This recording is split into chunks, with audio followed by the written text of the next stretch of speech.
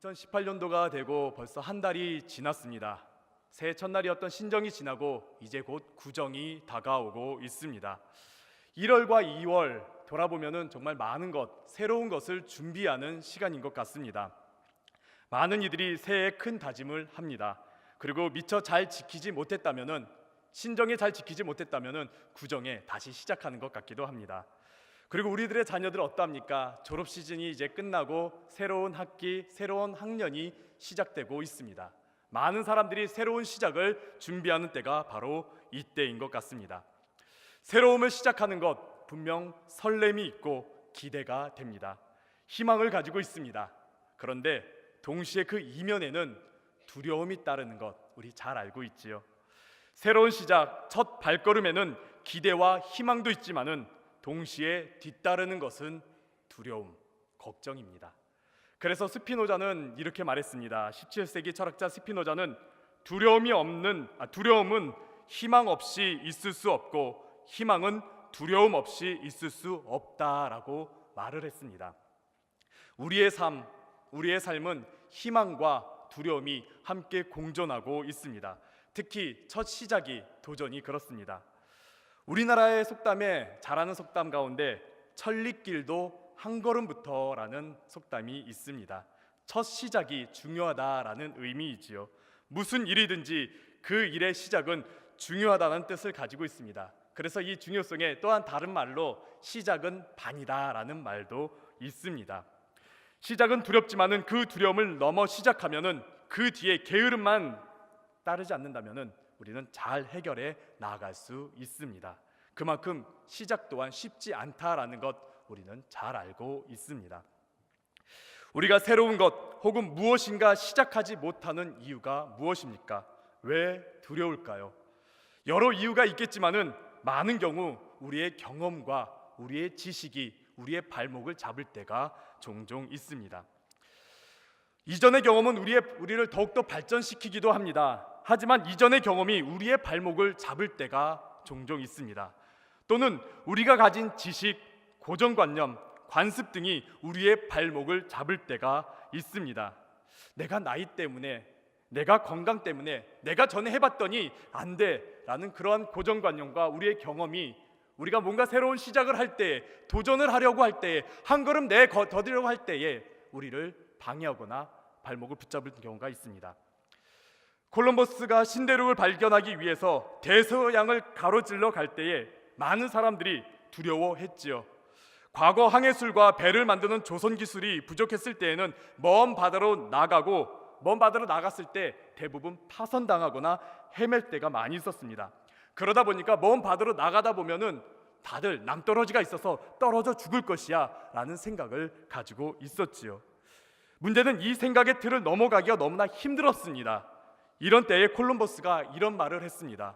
오래된 지도만 따라가면 새로운 세상을 찾을 수 없다라는 말을 했습니다. 오래된 지도, 그것은 전통을 말하는 것은 아닙니다. 새로운 길을, 또한 도전을 가로막는 관습, 내가 이전에 경험했던 지식들, 고정관념들을 말하고 있습니다. 이런 오래된 지도는 새로운 시작을 하는 데 방해가 됩니다. 분명 새로운 길을 가는 것은 두렵습니다. 하지만 그 두려움을 넘어야 새로운 길을 갈 수가 있습니다. 우리 역시 우리의 인생, 우리의 신앙의 여정 역시 아직 가야 될 길이 굉장히 많습니다. 우리가 앞으로 전진하기 위해서는 이 두려움을 분명 넘어야 할 것입니다. 그렇지 않는다면 우리는 항상 제자리를 돌기만 하든지 뒷걸음질 뿐이지요. 이를 출애굽 역사에서 우리는 잘 볼 수 있습니다. 출애굽은 430년 동안의 침묵을 깨고 새로움을 향한 위대한 한 걸음입니다. 애굽이라는 거대한 권력과 힘, 그 거대한 문명, 여기에 억눌려 살아온 노예들에게 해방은 얼마나 설레임이고 흥분이 되었을까요? 그동안 애굽을 벗어난다라는 것은 죽음으로 여겼기 때문에 분명 두려웠을 것입니다. 애굽을 벗어난다라는 것, 애굽을 떠난다라는 것, 그들은 생각도 못했을 것입니다. 그런데 애굽을 넘어간다는 것, 그 애굽을 넘어간다는 것이 얼마나 설레이고 흥분이 되었을까요? 출애굽 1세대들은 분명 애굽 밖으로의 새로운 한 걸음은 대단했습니다. 그러나 그들의 설렘은 과거를 넘지 못하는 한계를 지니고 있었습니다. 전진하지 못하고 다시 두려움에 빠져들게 되었지요. 과거 노예의 경험, 그리고 광야에서 살아남을 수 없다라는 지식 때문에 그들은 더 이상 전진할 수가 없었습니다. 결국 이들은 40년 동안 전진하지 못하고 제자리 걸음만 하였고 뒷걸음치기만 하였던 것이지요. 출애굽 1세대들의 40년의 방황기를 거치고 세대 교체가 일어났습니다. 출애굽 1세대들과 지도자였던 모세는 물러나고 광야 세대와 새로운 지도자가 등장하였습니다. 위대한 지도자 모세를 떠나보내고 새로운 지도자로 하나님은 여호수아를 세우셨습니다. 새로운 지도자와 새로운 광야 세대에게 하나님께서 명령하신 것이 바로 2절의 말씀입니다. 우리 함께 여호수아서 1장 2절의 말씀 한 번 더 읽도록 하겠습니다. 내 종 모세가 죽었으니 이제 너는 이 모든 백성과 더불어 일어나 이 요단을 건너 내가 그들 곧 이스라엘 자손에게 주는 그 땅으로 가라. 바로 요단강을 건너라 라는 것입니다. 요단강은 어떤 곳입니까? 위대한 지도자 모세조차 40년 동안 넘지 못했던 강입니다.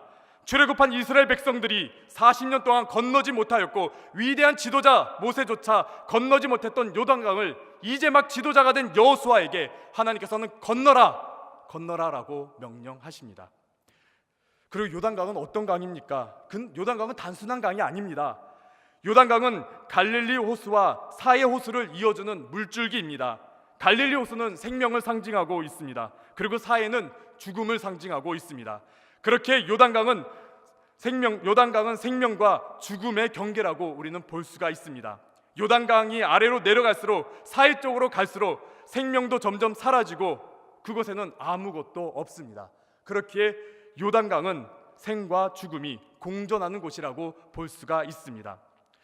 요단강 자체도 건너기 힘들지만은 죽음과 생이라는 경계를 넘는 것은 매우 어렵습니다. 삶이냐 죽음이냐 이 경계에서 우리는 굉장히 어려움을 겪지요. 그리고 이 죽음과 생이라는 경계에서 우리는 대부분 머뭇거리고 있습니다. 특히 우리의 신앙이 그렇습니다. 우리는 우리를 넘어뜨리려 하는 세상과 우리를 살리려는 말씀, 이 경계에 항상 서 있습니다. 우리가 믿음의 공동체 안에서만 있으면 좋겠지만은 우리는 세상 한복판 안에 살고 있습니다. 우리는 신앙과 세상이라는 경계 속에서 자주 갈등하며 살아갑니다. 이 경계의 요단강을 하나님께서 넘으라고 말씀하셨습니다. 그리고 우리에게 명령하십니다.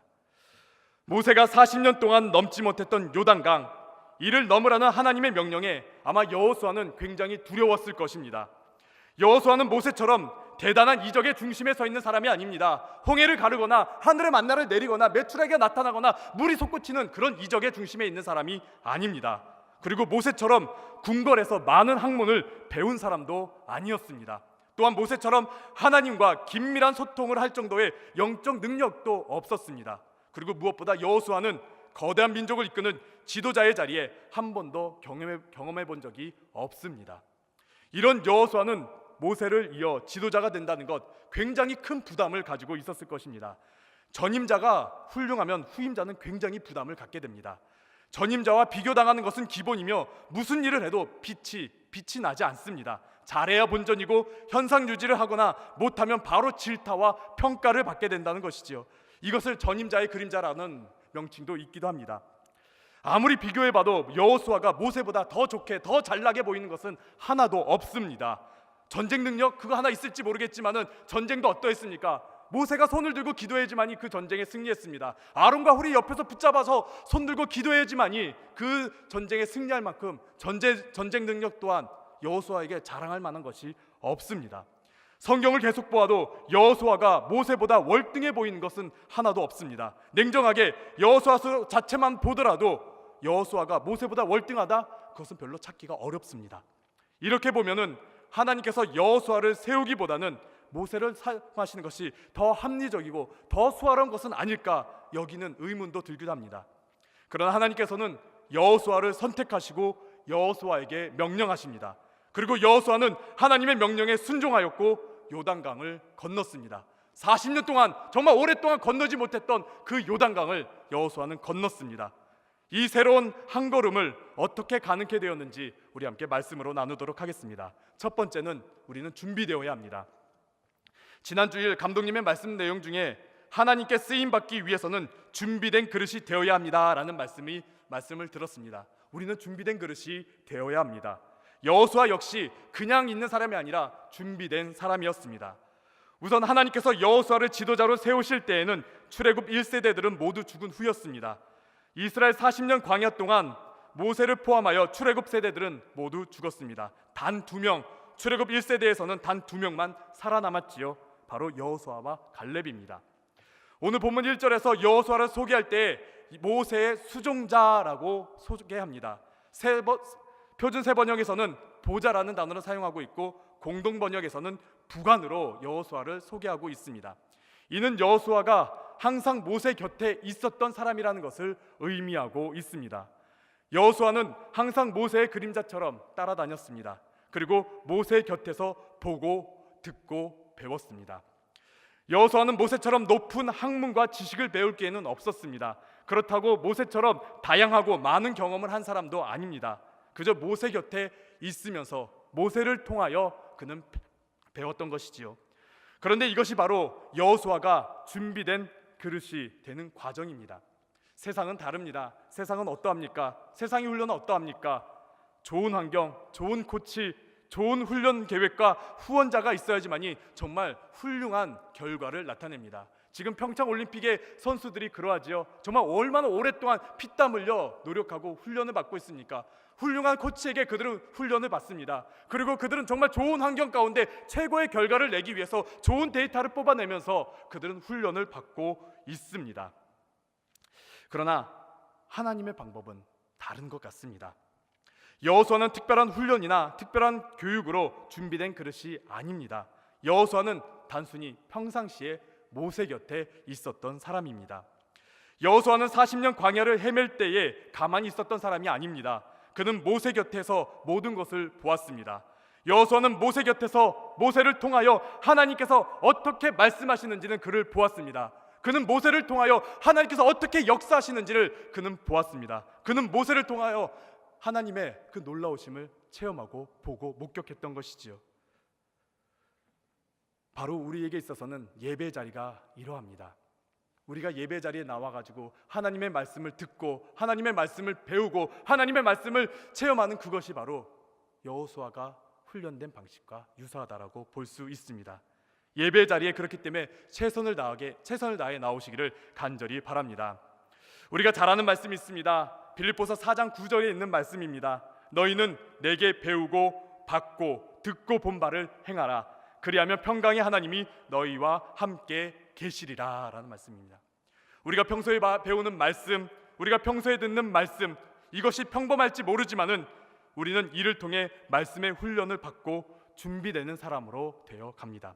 무엇보다 우리가 평소에 이 말씀을 받았다라면은, 우리가 평소에 이 말씀을 듣고 이 평소에 있는 이 말씀들을 우리가 체험했다라면은 이것을 실천하시기를 간절히 바랍니다.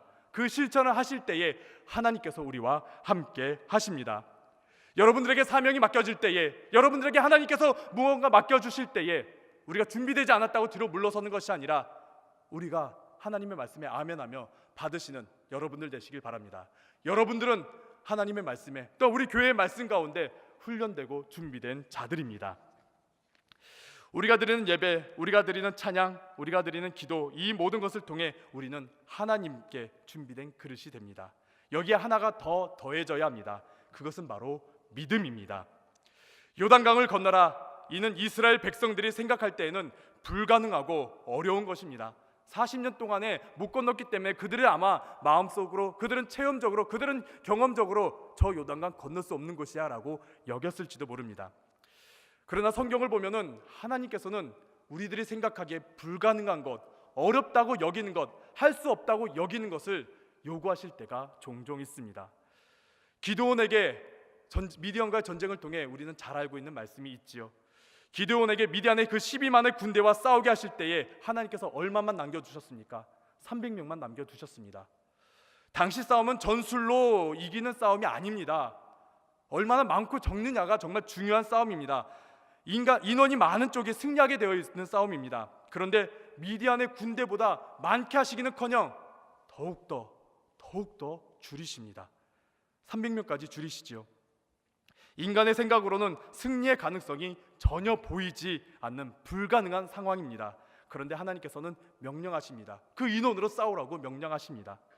우리가 가진 경험, 우리가 가진 지식, 우리가 가진 힘과 능력으로는 전혀 불가능하게 보일 때에 하나님께서는 가능하다라고 말씀하시면서 우리에게 더불어 주시는 말씀이 있습니다. 무엇입니까? 두려워하지 말라라는 것입니다. 두려워하지 말라라는 것입니다. 더불어 우리에게 주시는 말씀이 내가 너와 함께하겠다, 내가 너를 앞서가겠다, 너와 함께하겠다라는 말씀을 우리에게 주십니다. 여호수아에게도 마찬가지였습니다. 9절에 있는 말씀 우리가 정말 잘 아는 말씀이죠. 우리 함께 한 번 더 읽도록 하겠습니다. 여호수아서 1장 9절입니다. 내가 내게 명령한 것이 아니냐, 강하고 담대하라, 두려워하지 말며 놀라지 말라, 내가 어디로 가든지 내 하나님 여호와가 너와 함께 하시느니라.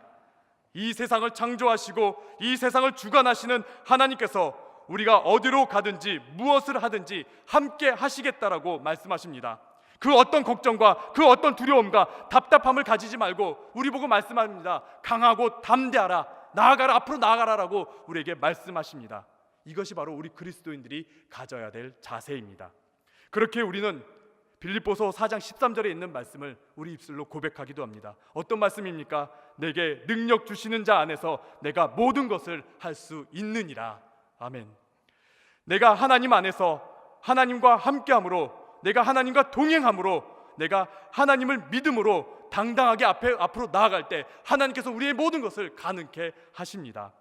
세상의 문제와 걱정과 두려움으로 제자리에서 아무것도 할 수 없는 것이 아니라 당당하게 믿음으로 이기며 나아가시기를 간절히 바랍니다. 때때로 우리는 완벽하게 준비되고 잘 갖춰진 후에야 무엇인가 할 수 있다라고 여길 때가 있습니다. 준비하는 것 물론 중요합니다. 정말 중요한 것입니다. 하지만 하나님께서는 종종 우리의 생각과 우리의 경험과 우리가 가진 지식의 바탕으로 했던 것을 다 무시하시고 말씀하실 때가 있습니다. 하나님의 말씀은 종종 우리의 인각의 생각을 넘어서 말씀하십니다. 그래서 우리는 하나님의 명령을 받을 때에, 앞으로 나아가라는 그 명령을 받을 때에 두렵기도 하지요. 여기에 우리에게 필요한 것이 바로 그렇게 믿음입니다. 믿음은 우리의 환경을 변화시키지는 않습니다. 우리가 믿음을 가진다고 해서 우리 환경이 다 변하는 것은 아닙니다. 하지만은 우리가 믿음을 가진다면은 관점이 변하게 됩니다. 우리가 믿음을 가진다면은 내 주변이 한 번에 새롭게 되지는 않습니다. 내가 믿음을 가졌던지 가지지 않았던지 내 주변의 환경은 여전합니다. 하지만 내가 믿음을 가지면은 그동안 바라보았던 문제들, 어려움들, 또한 내가 한계로 가졌던 것들, 그 모든 것들이 새롭게 보이게 됩니다. 그리고 세상에 굴복하는 것이 아니라 세상을 향해 당당하게 나아갈 수 있습니다. 그래서 이런 말이 있습니다. 문제를 문제로 보면 문제는 문제가 되지만 문제를 문제로 보지 않으면 문제는 문제도 아니다라고 말하기도 합니다. 우리가 바라봤을 때 이 문제들, 우리가 정말 세상의 관점으로 바라보면 문제가 될 수밖에 없습니다. 하지만은 이 문제들을 우리가 믿음으로 바라본다라면은 이는 문제도 아닌 것이지요. 성경에 이런 믿음의 이야기들이 얼마나 많이 있습니까? 아브라함에게는 잘 살고 있는 땅을 하나님께서 떠나라고 말씀하십니다. 어디로 갈지 모르지만은 떠나라고 말씀하십니다. 모세에게는 출애굽이라는 정말 감당하기 힘든 애굽이라는 거대한 그 강한 힘 앞에 이스라엘 백성들을 떠나보내게 하라고, 출애굽하게 하라고 말씀하십니다.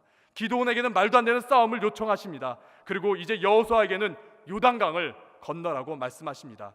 모세라는 위대한 인물이 40년 동안 넘지 못했던 요단강을 지금 이제 넘으라고 말씀하십니다.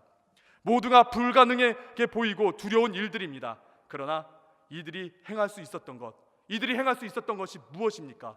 바로 믿음입니다. 그래서 히브리서에서 믿음에 대해서 강조하면서 우리가 잘 아는 히브리서 11장 1절부터 2절까지의 말씀을 우리에게 증거하고 있습니다. 믿음은 바라는 것들의 실상이요 보지 못하는 것들의 증거니 선진들이 이로써 증거를 얻었느니라 라고 말씀합니다.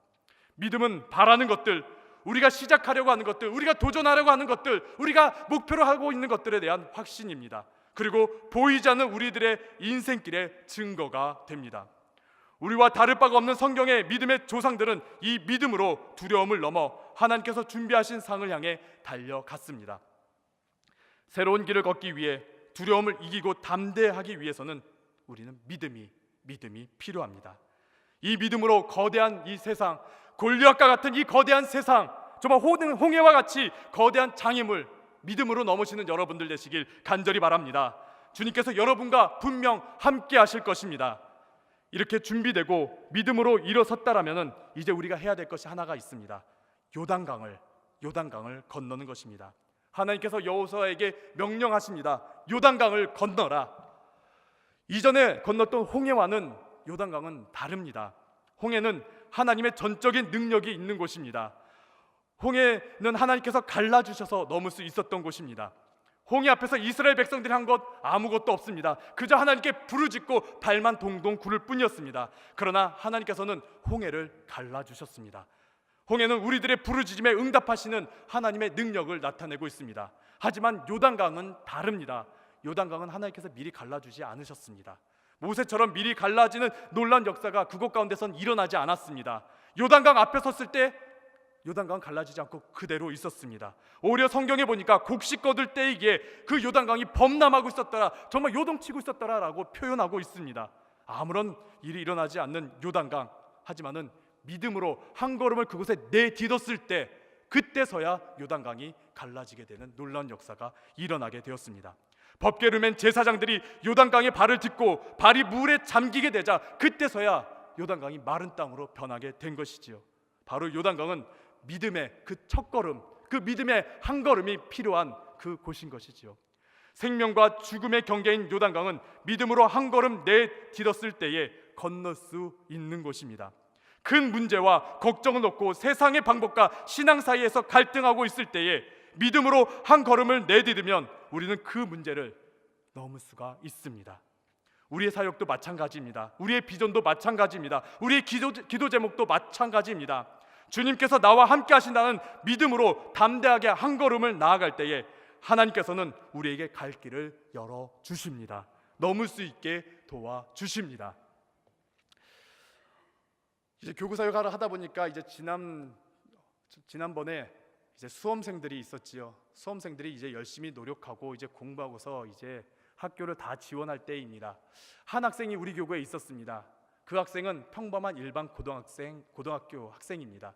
그런데 그 학생이 악기를 가지고 음대에 지원을 하려고 했습니다.